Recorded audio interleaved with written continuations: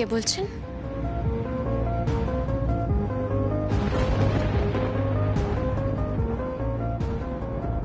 মা, কি বলছো তুমি? তুমি কলকাতায় আসছো? তুমি আর বাবা আমার সাথে দেখা করতে চাইছো? মা, মা শোনো না, মা মা একটু শোনো আমার কথা। মা। কি হলো? কার ফোন? মা ফোন করেছিল। মা বাবা কলকাতায় আসছে। বাবা মা দেখা করতে চাইছে। সে কি? তাহলে তো তোমার মা বাবা এখানে আসবেন, আর এখানকার ঠিকানা সবাই জেনে যাবে। কি করবে এখন? আমি জানি না। আমি কিচ্ছু বুঝতে পারছি না। বাবা মায়ের মুখোমুখি হওয়া মানে অনেক প্রশ্নের সম্মুখীন হতে হবে। অনেক প্রশ্ন করবে আমাকে। কেন বাবা মা হঠাৎ করে কলকাতায় আসছে, আর কেনই বা আমার সাথে দেখা করতে চাইছে, আমি কিচ্ছু বুঝতে পারছি না। আমি বুঝতে পারছি। কি বুঝতে পারছো তুমি? এটা এটা মনে হয় পুলিশের কাজ।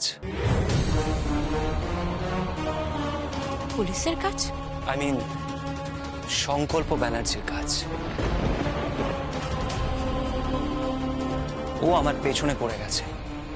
ওর মধ্যে বদ্ধমূল ধারণা হয়েছে যে আমি জীবিত। ও আমাকে অ্যারেস্ট করতে চাইছে। কিন্তু কিন্তু এবার তো আর সেই পুরনো দিন নেই সংকল্প ব্যানার্জি। খেলা ঘুরে গেছে। সেই বুলেট আমার কাছে এখনো পর্যন্ত যত্ন করে রাখা আছে, যেটা যেটা তুমি আমার পিঠে বেঁধে দিয়েছিলে। পিঠে বেঁধে দিয়েছিলে। কিন্তু একটা কথা আমি তোমাকে বলে রাখলাম ছিলাম, যদি সংকল্প ব্যানার্জি আবার আমার কোনো ক্ষতি করার চেষ্টা করে, তাহলে তাহলে আমি কিন্তু ভুলে যাব যে ও তোমার বোনের হাজবেন্ড।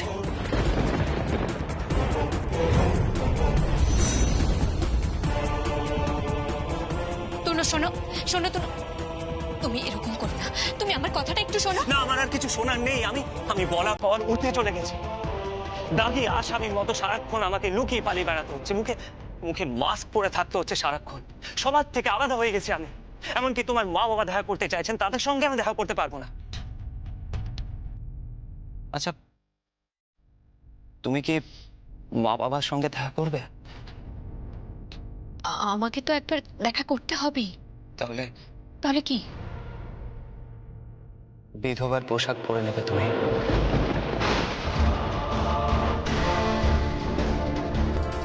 তুর্ণ। হ্যাঁ, এই মুহূর্তে আমি ওনাদের সামনে আসতে চাইছি না। আমি আমি আড়ালেই থাকতে চাইছি, যতক্ষণ না পর্যন্ত নিজেকে নিরপরাধ প্রমাণ করতে পারছি। যতক্ষণ না পর্যন্ত প্রমাণ করতে পারছি যে সেদিন গাড়ির মধ্যে যে ওষুধগুলো ছিল, আমি জানতাম না যে সেই ওষুধগুলো জাল ওষুধ। যতক্ষণ না পর্যন্ত নিজেকে প্রমাণ করতে পারছি যে আমার টাকা রোজগারের নেশা হলো, আমি অসৎ উপায়ে টাকা রোজগার করতে চাইনি, আমি কোনো অপরাধ করিনি, ততক্ষণ আমি সবার থেকে আলাদা থাকবো। কারোর সামনে আসবো না, কারোর সামনে না। সবাই জানুক যে আমি মৃত, আমি মৃত, আমি মৃত, আমি মৃত, আমি মৃত। তাই তুমি মা বাবার সামনে বিধবার বেশেই আসবে। কিন্তু কোনো কিন্তু নয় ছিলাম। প্লিজ, যেটা বলছি করো। আমি পারবো না করতে। পারতে তোমাকে হবে, পারতে তোমাকে হবে। এটা এটা সংকল্প ব্যানার্জির খেলা।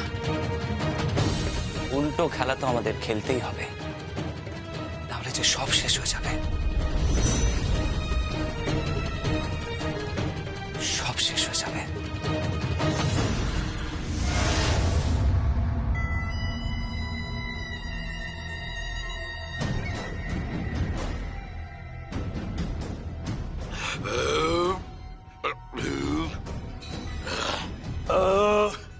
মা জননী, খুব স্বাদ ছিল খাবারে, খুব স্বাদ ছিল। পেট ভরে গেছে, তাই তো বলি বিপিন আপনার নুনটো খেয়েছে, আপনার গুণটা তো গাইবে। তবে আপনার গুণ্ঠ যে গাইবে না,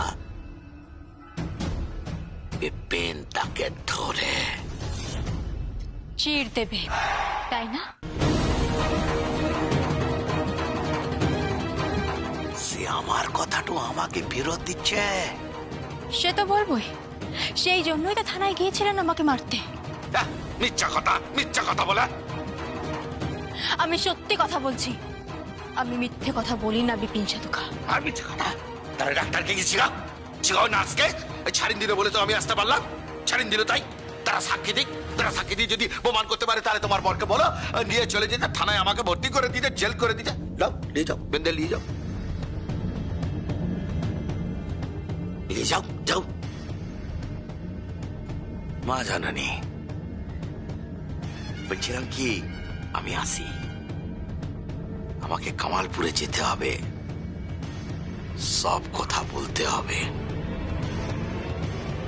কামালপুরেও ধর্মঘট হবে, পথ অবরোধ হবে। ধর্মঘট আপনার শোরুমে করার পর যেরকম ফায়দা উনি লুটেছেন, ঠিক কামালপুরে ধর্মঘট হলে আপনিও একই ফায়দা পাবেন। একটা শাড়িও ডেলিভারি হবে না, একটা শাড়িও কামালপুরের বাইরে যাবে না। সংকল্প স্টোরসের দফাটি রফা হবে। আসি গো মা জননী, আসি। বলছিলাম আপনি হাত ধুয়ে যাবেন না? খাবারে বড় স্বাদ ছিল, আমার মা জননীর বাড়ির খাবার। এ তো খাবার না, প্রসাদ।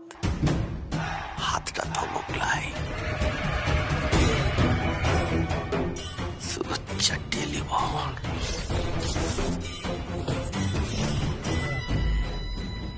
মম, এই নররাক্ষসটাকে তুমি কোত্থেকে এনেছো? যে মেয়ে একটা মায়ের থেকে তার সন্তানের দূরত্ব তৈরি করে, সে মেয়েকে জব্দ করার জন্য এরকমই একটা মানুষের দরকার। বিপিনকে দরকার।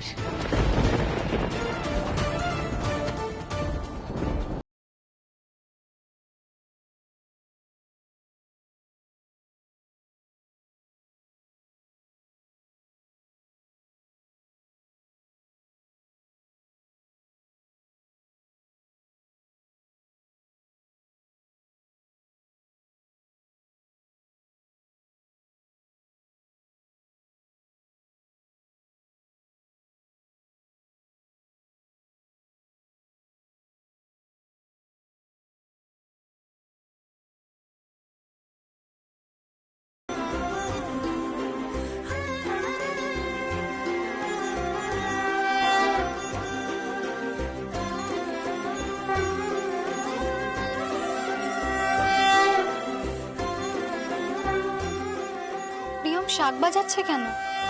হ্যাঁ তাই তো দেখছি। হ্যাঁ তাই তো, ও শাক বাজাচ্ছে কেন? ভারী অদ্ভুত মেয়েটা। ও কিন্তু জানে যে রিকশানের সঙ্গে যদি পিমুনির বিয়ে হয় সব থেকে বেশি ক্ষতি ওরই হবে, তাও দরজার সামনে দাঁড়িয়ে শাক বাজাচ্ছে। শুভ কাজে শঙ্করধ্বনি হলো। আপনারা আসুন, ভেতরে আসুন প্লিজ, আসুন।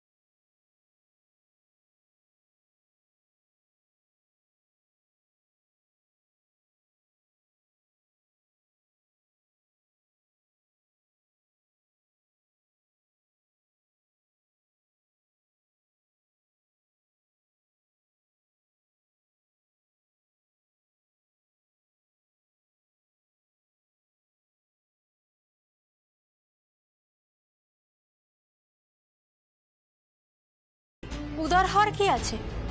বাড়িতে নতুন জামাই এসেছে, বাড়ির মেয়ের বিয়ে হচ্ছে, আর আমি এইটুকু করবো না? তা কখনো হয় নাকি? আমি এক্ষুনি আপনাদের জন্য চা মিষ্টির ব্যবস্থা করছি। পিসেমশাই, কি? আপনি টগরকে দিয়ে মিষ্টি আনানোর ব্যবস্থা করুন, আমি এক্ষুনি চা বসাচ্ছি। আচ্ছা ঠিক আছে। টগর, হ্যাঁ দাদাবাবু। এই যে টগর, তুমি একটা কাজ করো তো, তুমি এই টাকাটা ধরো, হ্যাঁ? একটু ভালো দেখে মিষ্টির ব্যবস্থা করো, যাও। আচ্ছা আচ্ছা, আমি এক্ষুনি আসছি। ইয়ে মানে আসলে কোনো আয়োজন করা হয়নি তো, তাই। আমি তো আছি বাড়ির বউ, আমি সব আয়োজন করে দেবো।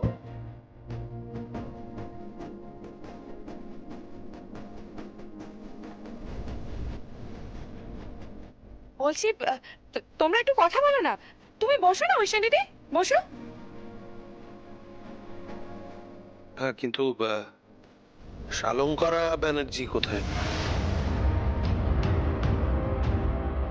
বৌদি একটু বেরিয়েছে, বিজনেস নিয়ে একটা মিটিং আছে, এক্ষুনি চলে আসবে। আপনারা বসুন না, বসুন, আপনারা কথা বলুন। থাক, আপনাদের বসার দরকার নেই।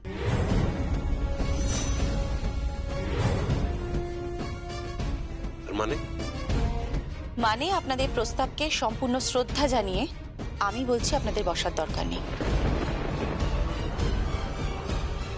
কারণ এই বিয়েটা আমার পক্ষে করা সম্ভব নয়।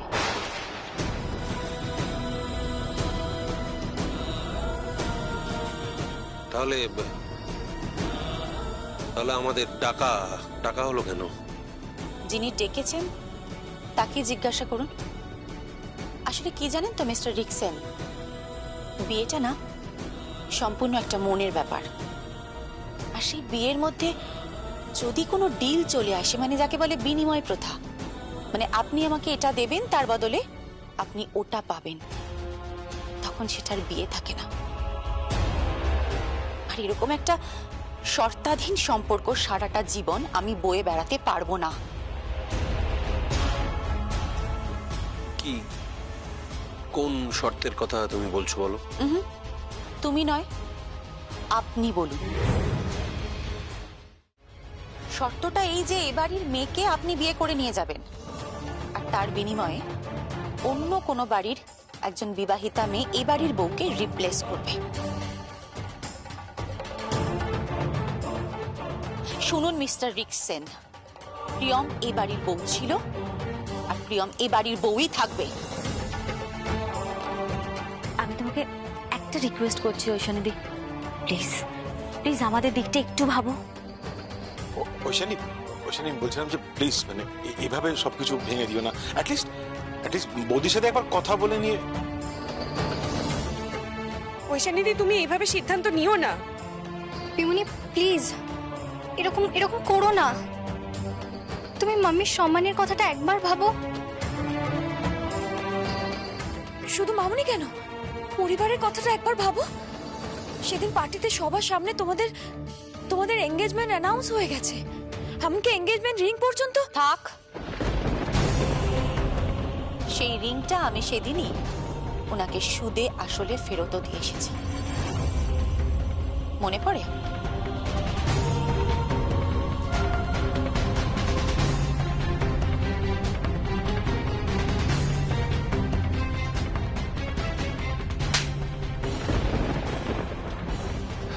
না ঐশানী, আমি সেদিনের থাপ্পড়টা ভুলিনি, আর কোনোদিন ভুলবো না। ঠিক তাই, ওই থাপ্পড়টা কোনোদিন ভুলবেন না। তার বদলে ঐশানী ব্যানার্জিকে চিরদিনের মতন ভুলে যান। আশা করি আপনি আমার কথা বুঝতে পেরেছেন। আমি তোমাকে বিয়ে করবই ঐশানী।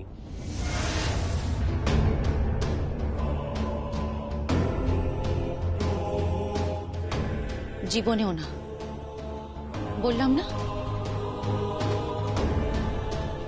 আপনার এই বিয়ের প্রস্তাবের মধ্যে না আছে কোনো ভালোবাসা, না আছে কোনো শ্রদ্ধা, শুধুমাত্র আছে একটা ডিল।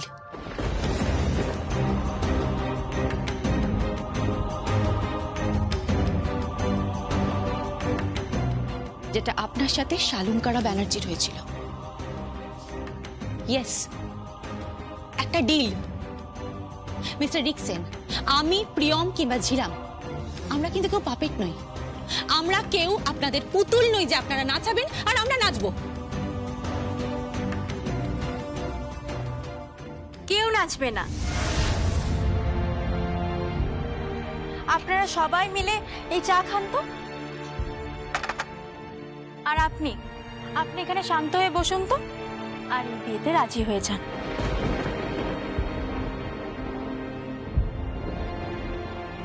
এই বাড়ি থেকে আমাকে বের করার ক্ষমতা না আছে রিকসেনের, না আছে ঋদ্ধিমা সেনের, না আছে শালুঙ্কারা ব্যানার্জির। প্রিয়ম, বাইরের লোকের সামনে ভদ্রভাবে কথা বলো।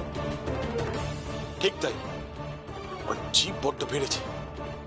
যা পাচ্ছ তাই বলে দিচ্ছ। কেন? আমি ভুল তো কিছু বলিনি, আমি কিচ্ছু ভুল বলিনি। এবারের দোতলার কোণের বেডরুমটা, ওটা আমার জন্যই বরাদ্দ আছে। ওই ঘরটায় আমিই থাকবো, ওই লোকটার সাথে, আমার স্বামীর সাথে। ওই যে। হ্যালো এভরিওয়ান,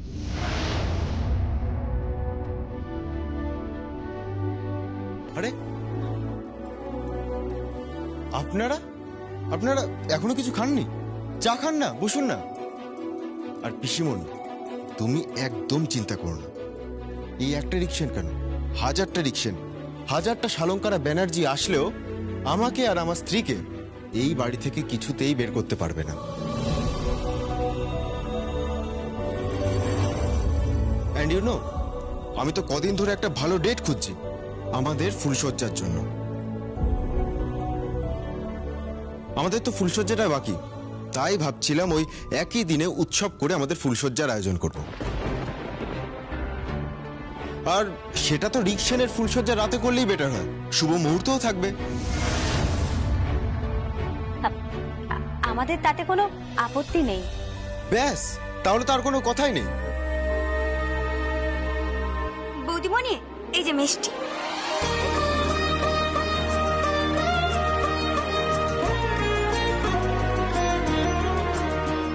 তাহলে মিষ্টি মুখ করা যাক।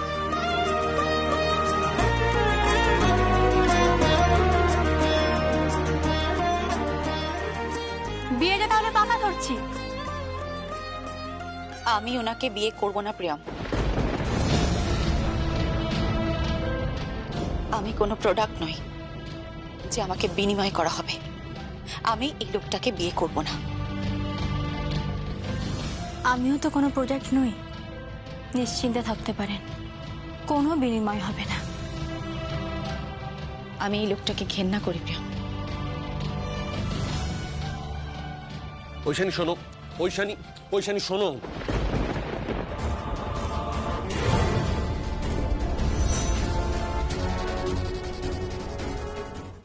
হাতটা ছাড়ুন। বলেছিলাম না, ব্যানার্জি পরিবারের মেয়েদের হাত ধরার জন্য যোগ্যতা লাগে। কোনো দালালের সেই যোগ্যতা নেই।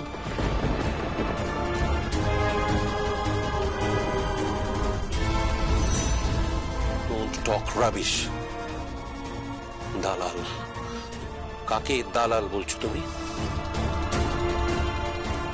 একসময় তো এই দালালটাকেই একদিন ভালোবেসেছিলে তুমি। হ্যাঁ, বেশিছিলাম।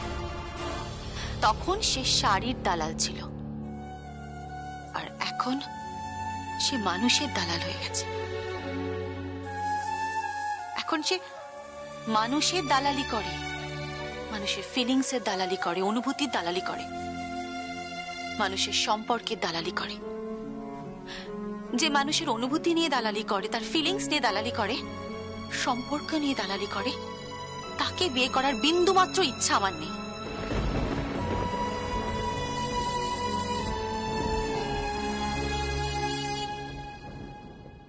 ঐশানী শোনো। কি হবে এবার? ঐশানী তো দাদাকে বিয়ে করবে না বলছে। এক মিনিট দাঁড়া আমি বৌদিকে ফোন করছি দাঁড়া। কোনো প্রয়োজন নেই। আমি ব্যানার্জি পরিবারের বউ, আমি কথা দিচ্ছি আমি আর আমার স্বামী নিজে দাঁড়িয়ে থেকে আপনাদের বিয়ে দেব। তুমি কথা দিচ্ছ? হ্যাঁ, আমরা কথা দিচ্ছি।